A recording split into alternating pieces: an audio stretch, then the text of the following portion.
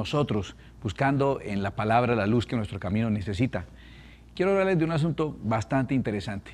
Ha habido un tremendo alboroto por un libro de un autor, un neurocientífico francés llamado Michel Desmoulins, que puso como título para su libro La fábrica de cretinos digitales. Realmente se refiere a lo que el subtítulo dice, se refiere a los peligros de las pantallas para nuestros hijos.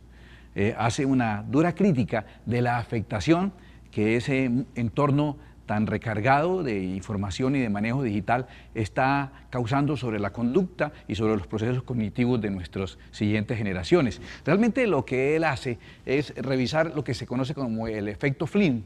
El efecto Flynn es simplemente la curva y la revisión de lo que se ha hecho generación tras generación, más o menos a lo largo de un siglo, en lo que respecta a la medición del coeficiente intelectual de las personas. Sabes que el coeficiente se mide pues, normalmente de 1 a 100 para determinar, de alguna manera, obviamente tiene muchos análisis subjetivos para determinar pues, el coeficiente o la capacidad intelectual de una persona. Las generaciones han ido, por lo que este efecto Flynn muestra, han ido haciéndose cada vez más inteligentes, al punto que estas mediciones han tenido que hacer un ajuste promedio de más o menos 3 puntos en cada década. Entonces, como que las siguientes generaciones se han hecho 3 puntos cada década más inteligentes que las anteriores. Eso ha ocurrido a lo largo de aproximadamente el último siglo, que es de donde se tienen aproximados datos para hacer estas mediciones. Lo que hace Michel Desmoulins es que critica un dato que aparece o una información que aparece relacionada con los nacidos más o menos en el 2004, lo que se conoce con el nombre de los nativos digitales, los que nacieron en ese mundo digital. Nosotros somos inmigrantes digitales, nacimos fuera del mundo digital y nos ha tocado trasladarnos por fuerza mayor, por temas, e incluso los que ya al último no querían dar el paso con este tema del aislamiento, con este tema de las cuarentenas, forzados totalmente a dar el paso hacia el mundo de lo digital. Hablando de lo que encuentran como un detalle curioso ahí en el 2004, es que esa generación de nativos digitales dieron una medición por primera vez en las mediciones que tienen casi un siglo de duración o de registro. Por primera vez se encuentra un descenso en los niveles de coeficiente intelectual. También habría que contemplar factores como, por ejemplo, el factor hereditario. El factor hereditario explica que hay una mayor posibilidad de que nazca un niño con un buen nivel de coeficiente si lo hereda de la genética de sus padres y ancestros. Pero se ha encontrado también que las personas que tienen ese mayor coeficiente intelectual son menos propensos a tener hogares numerosos o tener muchos hijos. Es un factor estadístico, suena un poco grotesco y desagradable, pero algo así como que las personas de mayor inteligencia no tienen como su principal prioridad el tener y educar hijos. En resumen, no podemos culpar simplemente al tema digital y decirle a la generación de nativos digitales que han descendido en su coeficiente intelectual solamente por este tema del entorno digital. Hay que tener en cuenta factores como el genético, factores como el factor alimenticio. Se hicieron pruebas, inclusive con ratas que se alimentaban con altos contenidos de azúcar y las ratas que eran alimentadas con lo que nosotros llamamos comida chatarra y altos contenidos de azúcar tenían problemas para aprenderse las rutinas y los procedimientos que otras que eran alimentadas con 0 cantidad de azúcar lograban aprender más fácilmente. Luego la alimentación de esta última generación también puede tener afección sobre lo que está pasando. Y hay que tener en cuenta otro factor más, para ser honestos, si es que la forma en que se miden esos coeficientes intelectuales también necesitan un ajuste, porque hay conocimientos que se pierden, pero se pierden porque caen en desuso. Es algo así como hablando tú con tu abuelo y tu abuelo desesperado contigo diciendo, este muchacho cómo va a salir adelante, este muchacho cómo va a enfrentar la vida, no sabe poner una trampa, no sabe amarrar un anzuelo, no sabe pescar, no sabe cazar, no sabe cortar leña, no sabe seguir el rastro de una presa para cazarla. ¿Cómo va a sobrevivir este muchacho? Y la respuesta sería no, en el mundo que esa persona se va a desarrollar, esas habilidades no determinan su éxito o su fracaso. Entonces también habría que contemplar la posibilidad de que esos elementos de medición necesiten ajustarse a nuevas habilidades y nuevos conocimientos y a nuevas destrezas intelectuales para que la medición sea más exacta. Pero lo cierto es que de acuerdo a las mediciones que hoy existen y a las que nos dieron una curva ascendente en el último siglo, haciendo que se subiera más o menos 3 puntos cada década, lo cierto es que por primera vez presenta una deflexión y una caída a partir del 2004 en lo que conocemos como los nativos digitales o la generación que nació ya envuelta en un mundo digital. Siendo objetivos o tratando de serlo, que es muy difícil serlo, pero tratando de serlo, sí hay unos elementos que ese espacio digital han afectado en el intelecto de los humanos y de las nuevas generaciones. El tema particular de la imaginación afectada por la forma en que se desarrolla la lúdica en el entorno de estos juegos digitales. A ver, muy distinto cuando tú creces imaginándote un escenario, te imaginas, en mi infancia, cualquier palo, e inclusive hasta el brazo doblado de una muñeca, era suficiente para que nos sirviera como una pistola imaginaria, y el palo de escoba con una media llena de otras medias y amarrada en el extremo del palo era un corcel, un caballo sumamente heroico y valiente, como de las películas de vaqueros. Tenías que imaginar el entorno, imaginarte a veces personas. Imaginarte que estás dialogando con alguien y es normal ver a un niño interactuando y han hecho todo un mito del tema del amigo imaginario, pero es simplemente que un niño, a partir de cualquier elemento, complementaba el escenario, un escenario imaginario. Su imaginación era suficiente para crearse un mundo completo en el cual él pudiera desarrollar su lúdica o su juego. En el sistema de los juegos actuales, un gamer entra al mundo creado por la imaginación de otro. Ese desarrollador de juegos ha creado todo un universo, personajes con características, con actitudes, entornos, ha creado un ambiente total con todos y cada uno de los elementos que surgieron de su imaginación o de la imaginación de un equipo de personas que crean ese espacio, y el que viene a jugar en ese entorno se inmiscuye en el mundo que creó y que confeccionó la imaginación de otro, no es la imaginación de él. De hecho, él está restringido a unos comandos, a unas direcciones, a unas restricciones que tiene cada uno de sus personajes. Entonces no hay necesidad de crearse un mundo imaginario en mi juego lúdico para que yo entre allí, sino que simplemente invado o me es permitido el acceso al mundo que la imaginación de otro o de otros creó, haciendo que mi imaginación no sea demandada en la creación de esos escenarios tremendos. Ocurre también con el tema de la lectura, muy distinto cuando tienes que leer un libro o leer un artículo e imaginarte los personajes y los escenarios. ¿Te has fijado que casi nadie queda contento cuando un buen libro se lleva al cine y se transforma en una película? Casi nadie queda contento porque cada persona que leyó se imaginó el personaje de esta forma o de otra forma, porque las descripciones que dan los libros no son absolutas, no son una imagen, es una descripción, como lo dije. Y entonces se imaginó el escenario así, la reacción de esta manera, y entonces cuando lo ve en el cine representado de una sola forma, de la forma en que se lo imaginó el director que hizo esa película, la mayoría quedan frustrados porque no corresponde a su imaginación. La lectura forzaba, mejor que generar, forzaba el uso de la imaginación para crear los escenarios y los personajes, para ambientar lo que ocurre en cada lectura que nosotros hacemos. Y entonces cuando ya tienes la imagen completa, al tener la imagen completa, tu imaginación, entonces se restringe simplemente a tu habilidad de respuesta, de acción-reacción. Simplemente que tú puedas reaccionar y accionar dependiendo de cómo el juego te va diciendo o la escena te va diciendo. Pero tu mente no tiene realmente que crear esos complejos escenarios que tenía que crear nuestras mentes, porque realmente nuestro principal patio de juegos era nuestra imaginación, por lo que no habían tantos recursos para esos juegos. Nos tocaba echar mano de la mente por su capacidad y porque era gratis. Y entonces, tan limitados en recursos, nos tocaba imaginarnos los juguetes e imaginarnos los juegos. Entonces, esta esfera digital sí atenta drásticamente con el tema de la imaginación y con el tema relacional. Obviamente, eso no es algo que yo tenga que convencer a alguien para que lo crea, porque es fácil demostrarlo. La forma en que nos relacionamos y sobre todo la forma en que se relacionan las nuevas generaciones es muy diferente. La relación directa ha sido reemplazada por la relación virtual, porque en la relación virtual yo tengo un mayor control. Es mucho más fácil romper una relación virtual, simplemente tú eliminas a alguien de tu lista de contactos y se acabó el problema. En las relaciones directas y personales es un choque, el rompimiento es traumático, genera conflicto, hay que dar explicaciones. En la relación virtual no.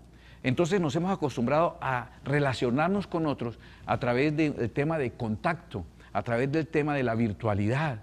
Eso ha afectado la forma en que nos relacionamos. Cada vez encuentras personas con la capacidad de lograr más likes y más seguidores, pero no necesariamente son personas que tengan mayores habilidades relacionales y tengan facilidad para interactuar con otros. Seguramente son personas cada vez más aisladas, que viven en su mundo totalmente diferente y muestran lo que quieren mostrar. Y entonces eso ha cambiado no solo nuestra relación con las otras personas, sino nuestra relación con nosotros mismos. Aparece el concepto de ese avatar, de ese personaje que queremos ser dentro del mundo virtual, y cada vez el personaje es más diferente a lo que nosotros somos. Y entonces todos los anhelos, las frustraciones son solucionadas en ese mundo virtual al que no pertenezco, y queremos mostrar una imagen aparente. La mayoría, está demostrado, no estoy aquí hablando por hablar, la mayoría de parejas que más publican momentos de felicidad mutua son las personas que menos felicidad real tienen. Por eso necesitan compensar esos vacíos de su vida real con las apariencias de su vida virtual. Estamos teniendo problemas de relacionarnos con nosotros mismos.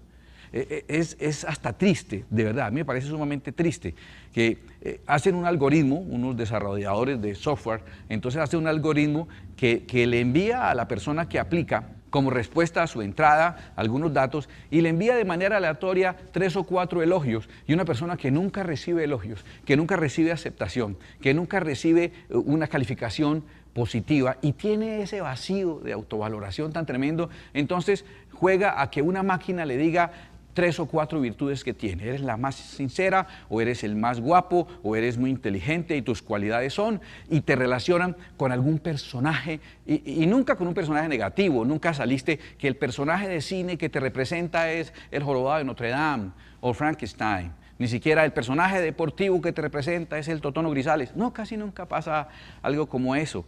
Generalmente te relacionan con un personaje, y esa es una manera de elogio que tú estás comprando para que alguien te haga sentirte valorado porque dice cosas positivas tuyas. Qué tristeza tener que acudir a una máquina, tener yo que escribir mis datos y mandar a una máquina para que diga, mira, esta es la casa donde tú deberías vivir, Richard. Y tus principales rasgos físicos más gratos es tu alta estatura, tus ojos verdes y tu melena dorada. Es muy triste que yo tenga que recibir cosas como esa para sentirme afirmado en mi valoración. Y más triste todavía que después de que lo recibo yo las publico para que todos vean lo que la máquina dijo de mí, ya que nadie más lo dice. Entonces esa dismorfia que empieza a haber ahí tan tremenda, y distrofias que empiezan a haber también en mi aceptación, queriendo yo parecerme más al personaje ese falso del mundo virtual.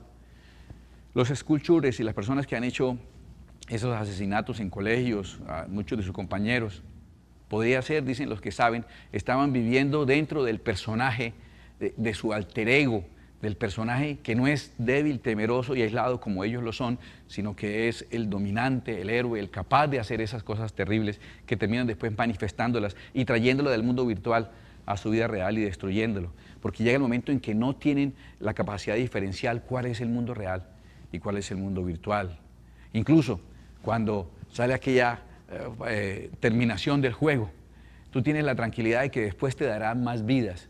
Muchas personas que han expuesto su vida y que hacen prácticas que ponen en riesgo su vida y la de otros, creyendo que están dentro de un juego y que después de que pase eso, tal vez le darán ahora, tiene una vida más después de que haya pasado semejante tragedia. Estas cosas que les estoy hablando aquí son cosas que ya a nivel de estudios y de ciencias se han demostrado que sí han sido afectadas por ese mundo digital, y es lo que está, digamos, denunciando en este libro con ese título tan franco y tan doloroso, La fábrica de cretinos digitales, este neurocientífico francés. Pero usted está aquí es para que yo le diga no lo que dice ese libro, sino lo que dice la Escritura. Y entonces permítame contarles que la Escritura también nos habla de ese fenómeno que ocurriría en ataque a nuestras siguientes generaciones, a nuestros jóvenes. Por eso quiero ir hasta Daniel capítulo 1. Los primeros versículos nos ponen en evidencia todo ese proceso, todo ese ataque, toda esa estrategia trazada en el infierno mismo en contra de nuestras generaciones más jóvenes. Dice Daniel capítulo 1, versículo 1 en adelante: en el año tercero del reinado de Joacín, rey de Judá, vino Nabucodonosor, rey de Babilonia, a Jerusalén y la sitió. Y el Señor entregó en sus manos a Joacín, rey de Judá, y parte de los utensilios de la casa de Dios, y los trajo a tierra de Sinar, a la casa de su Dios, y colocó los utensilios en la casa del tesoro de su Dios. La introducción de este texto nos dice claramente de qué nos va a hablar. Nos va a hablar de unos utensilios que fueron tomados por el rey Nabucodonosor y fueron puestos ahora de ser utensilios de la casa de Dios, como esta menorá que puse como ejemplo, a ese tridente puesto allá como un símbolo de un dios pagano. Entonces, nos va a hablar de utensilios de Dios trasladados ahora en utensilios al servicio de dioses ajenos. De eso nos va a hablar, de utensilios. Pero si seguimos leyendo, encontramos que dice: y dijo el rey a Aspenaz, jefe de sus eunucos, que trajese de los hijos de Israel, del linaje real de los príncipes, muchachos en quienes no hubiese tacha alguna, de buen parecer, enseñados en toda sabiduría, sabios en ciencia y de buen entendimiento, e idóneos para estar en el palacio del rey, y que les enseñase las letras y la lengua de los caldeos. Y entonces ahí nos damos cuenta que aunque la introducción nos dice que está hablando de utensilios, realmente de lo que nos está hablando es que esos utensilios son las siguientes generaciones. Nuestros jóvenes tienen ese linaje para ser los instrumentos perfectos de Dios, y el enemigo los quiere trasladar y apropiarse de ellos y ponerlos al servicio de su Dios. ¿Y qué quiere usar para eso? Dice al final: y que les enseñase las letras y la lengua de los caldeos. Entonces lo que quiere el enemigo hacer es cambiar inclusive su vocabulario, cambiar la forma en que las cosas se denominan. Atención a eso, porque es una estrategia muy clara con la cual el enemigo está atacando a nuestras siguientes generaciones. Está llamando las cosas de una manera, y entonces se le ponen términos que se oyen como positivos a cosas que en el fondo son realmente negativas. Y se dice, por ejemplo, a una unión homosexual que la Biblia censura como pecaminosa, matrimonio, que es bueno, igualitario, que es bueno, y al sumar las dos se le está poniendo un nombre que suena inofensivo a algo que para Dios es ofensivo. Cualquiera de las tendencias que el enemigo quiere imponer, atención, porque el enemigo lo que hará para imponer una tendencia y encontrar cabida en la mente y en el corazón de las personas es cambiar la manera en que la llama. Y entonces a la persona que defiende valores, entonces es trazado de retrógrado, de fundamentalista y de agresivo. Entonces, en este juego de tomar, de quitarnos los utensilios de Dios y ponerlos como utensilios del paganismo, el lenguaje juega un factor sumamente importante, la forma en que se habla y se llaman las cosas. ¿Qué se está buscando con eso? Lo que se está buscando es que haya un rompimiento generacional. La orden que se le da entonces a Aspenaz es que traiga a esos muchachos de Judea, o sea, que los arranque de sus padres. Muy seguramente sus padres fueron asesinados cuando fue la toma de Jerusalén, por ejemplo, y estos hijos de linajes de príncipes, de linajes reales, fueron tomados y llevados por la fuerza. Lo que se está buscando es que haya un rompimiento generacional. Se quiere atacar ese linaje para que el linaje desaparezca, utilizando armas como, por ejemplo, el cambio de la semántica, de la forma y el significado de las palabras que se utilizan. Continúa diciendo: y le señaló el rey ración para cada día de la provisión de la comida del rey y del vino que él bebía, y que los criase 3 años, para que al fin de ellos se presentasen delante del rey. Entre estos estaban Daniel, Ananías, Misael y Azarías, de los hijos de Judá. A estos el jefe de los eunucos puso nombres. Puso a Daniel Belsasar, a Ananías Sadrac, a Misael Mesac y a Azarías Abed-nego. Queda claro entonces cuál es el objetivo final. El objetivo final entonces es cambiar la identidad.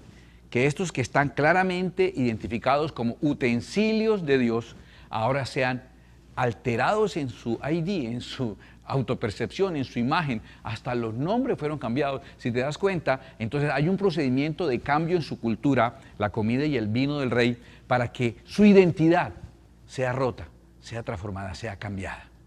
Y así lograr la meta que desde el principio tuvo, que fue alterando la identidad de estas generaciones, transformarlos de instrumentos de Dios en simplemente instrumentos del paganismo, del error y del engaño. ¿Y cómo lo hace? Pues ya vimos, tiene que haber un rompimiento generacional, tiene que haber esa ruptura. Y esa ruptura también aprendimos cómo se lograba, alterándole la identidad. Si nosotros queremos recuperar a esos utensilios de Dios que son nuestros hijos, nuestras siguientes generaciones, esos que tienen linaje real, esos que han sido escogidos para ser instrumentos de Dios, y el enemigo, cambiándole su identidad, alterándole su manera de percibirse, les ha roto en su propósito que Dios tenía con ellos, y queremos nosotros recuperar ese propósito de que sean instrumentos de Dios. Fue realmente para lo cual Dios nos los dio, para que sean esos instrumentos de Dios. Entonces, ¿qué deberíamos trabajar allí? ¿Dónde deberíamos tratar de centrar nuestros esfuerzos para recuperar eso? Allí, en ese rompimiento generacional que el enemigo hizo para podérselo llevar y ahora formarlos a su antojo y a los valores de la cultura caldea enemiga de Dios. Es más, voy a darte una profecía. Como soy profeta, te voy a decir que antes que vengan los días terribles, que están muy próximos a llegar, va a haber un mover grande del Espíritu Santo de Dios haciendo reconexión generacional, permitiendo que esa brecha generacional sea disminuida. Es una profecía. No, yo no soy profeta. Y esa profecía realmente la estoy plagiando, la estoy fusilando de lo que dice Malaquías en el capítulo 4, versículos 5 y 6. Anuncia algo que debe ocurrir en estos días antes de los días terribles. Dice, he aquí, yo os envío el profeta Elías antes que venga el día de Jehová grande y terrible. Él hará volver el corazón de los padres hacia los hijos y el corazón de los hijos hacia los padres, no sea que yo venga y hiera la tierra con maldición. Hay una profecía de algo que debe ocurrir en estos días, previo a eso, el día de Jehová grande y terrible. Un milagro maravilloso de eliminación de esa brecha generacional que el enemigo estableció para robar los utensilios de la casa de Dios. Proverbios capítulo 1 versículo 8 nos dice el tema general del libro de Proverbios. Dice, oye hijo mío, la instrucción de tu padre y no desprecies la dirección de tu madre. Está hablando de comunicación. ¿Recuerdas dónde empezó el problema? ¿Qué nos robaron? Nos robaron el idioma, la comunicación. Nos cambiaron la lengua de los hebreos por la lengua de los caldeos. Y entonces la comunicación se vio afectada y ahí empezó el rompimiento generacional. Llegó el momento de reconciliarnos. Y para reconciliar y para eliminar la brecha generacional hay que recuperar la comunicación. Padres que se dedican a educar a sus hijos, hijos capaces de hablar con sus padres. Encontrar un lenguaje común. Ser capaces de mirarnos a la cara y de decir lo que sentimos y lo que pensamos, quitarle tanto juicio, tanta calificación de bueno o malo lo que dices o no dices y dar la oportunidad de expresar, dar la oportunidad de que en las casas podamos tener un sitio seguro donde cada persona pueda darle libertad a lo que en su corazón hay. Convertir cada momento de comunión y de compañerismo, incluso cada momento de altar familiar, en la oportunidad que tenemos cada uno de nosotros de expresarnos y establecer un espacio de comunicación. Es por eso que estamos haciendo algunos ajustes. Ese momento no debe ser solo para que hable el mismo de siempre y los demás escuchen, sino es el momento en que tenemos que tratar de recuperar, aún en los altares familiares, ese espacio de comunicación. Es la clave, ahí está la sabiduría. Así empiezan casi todos los capítulos de la primera parte de Proverbios.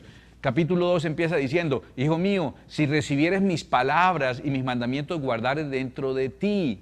El capítulo 3 empieza diciendo, hijo mío, no te olvides de mi ley y tu corazón guarde mis mandamientos. El capítulo número 4 empieza diciendo, oíd dijo la enseñanza de un padre y estad atentos para que conozcáis gordura. Esté atento a su papá para que sepa lo que es gordura. Perdón, no, para que sepa lo que es cordura, inteligencia. Mire a su papá para que vea lo que es inteligencia. Y el capítulo 5 dice, hijo mío, está atento a mi sabiduría y a mi inteligencia, inclina tu oído. Mira que Proverbios está amarrando el tema sabiduría al tema hablar y escuchar, al tema comunicacional. Necesitamos recuperarnos. ¿Por qué? Porque el ataque del enemigo ha sido muy fuerte, ha sido muy cruel y las siguientes generaciones han sido alteradas en su identidad. Queremos que Dios haga un milagro allí y cambie esa percepción y que ocurra lo que dice Daniel capítulo 1 versículo 8. Dice, y Daniel propuso en su corazón no contaminarse con la porción de la comida del rey ni con el vino que él bebía. Hay algo que yo pido para nuestros hijos y para nuestras siguientes generaciones. Y usted joven que está viendo esta charla, yo le pido esto, le pido por favor que dude, que sospeche de las buenas intenciones de Nabucodonosor, sospeche de aquel que está anulando su identidad.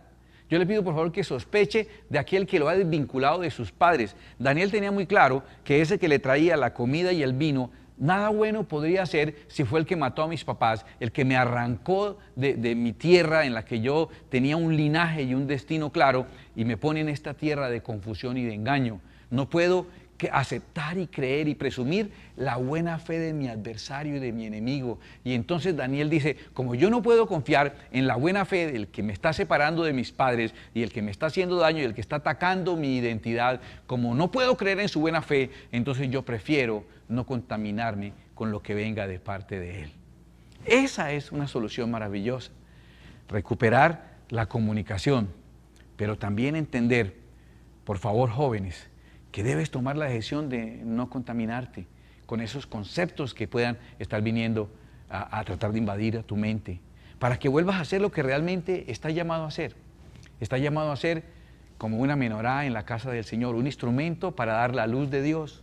Filipenses capítulo 2, versículo 15, lo dice de una manera contundente y hermosa, para que seáis irreprensibles y sencillos hijos de Dios, sin mancha en medio de una generación maligna y perversa, en medio de la cual resplandecéis como luminares en el mundo. De verdad, quiero tomar un minuto para orar por nuestros jóvenes. El Señor profetizó entonces en Malaquías que tendremos la oportunidad de una reconexión con las siguientes generaciones por el Espíritu Santo de Dios. Padres dispuestos a hablar a sus hijos y a escuchar a sus hijos. Hijos dispuestos a hablar con sus padres y a escuchar a sus padres. No caigamos en la trampa de aquel que está convirtiendo los instrumentos de Dios en instrumentos del mal.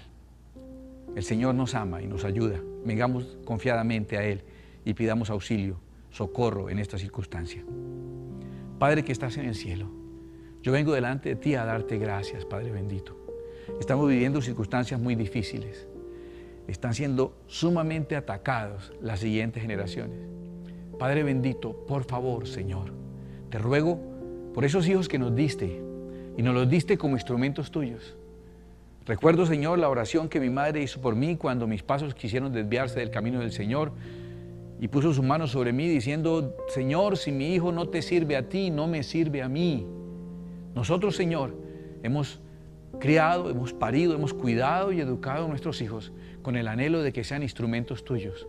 Pero esta cultura babilónica los arranca de nosotros, les cambia su cultura, su manera de hablar, su manera de percibir para alterar su identidad y convertirlos en instrumentos de valores equivocados y de culturas equivocadas.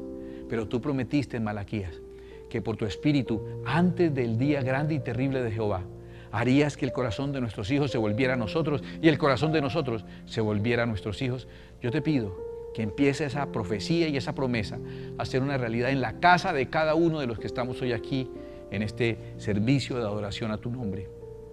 Por favor, Señor, que esa promesa se cumpla. Y nos volcamos, Señor, con compromiso y con afán y con dedicación a romper y a desaparecer esa brecha generacional, a eliminar ese distanciamiento que el enemigo ha puesto. Nos volcamos en amor a nuestros hijos y pedimos que el corazón de nuestros hijos sea vuelto hacia nosotros, para que tú puedas restaurar, Padre Celestial, y guardar esta preciosa generación de utensilios sagrados de Jehová. Yo te pido esto, Señor, en el nombre de tu Hijo, Padre amado, para que esa relación que tú, Padre precioso, tienes con tu Hijo, sea la que nos cubra a nosotros en nuestras relaciones de padres y de hijos. Te lo ruego, Señor, en el bendito nombre de Jesucristo, mi Señor, tu Hijo, mi Salvador. Amén y amén. Es la manera de resplandecer y recuperar nuestra condición de luminares en el mundo. Que Dios los bendiga.